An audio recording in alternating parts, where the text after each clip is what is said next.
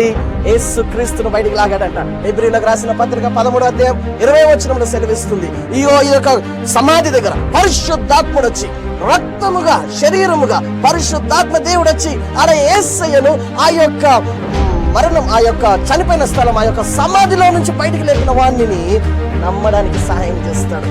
అనగా యేసయ్య జీవిస్తున్నాడు, యేసయ్య రక్తము జీవిస్తుంది పరలోకంలో. ఇప్పుడు యేసయ్య రక్తం జీవిస్తుందని పరిశుద్ధాత్మ ద్వారా నీ జీవితంలో జరగాలి.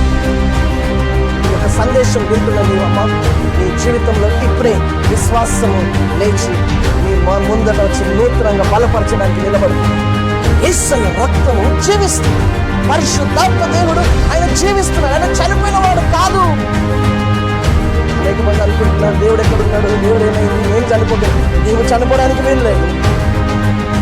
చావునకు లోనైన మన శరీరంలో పరిశుద్ధాత్మ దేవుడు చావునకు లోనైన మన శరీరంలో యేసుతో కూడా కలిసి జీవింపజేయన బలాఢ్యుడు.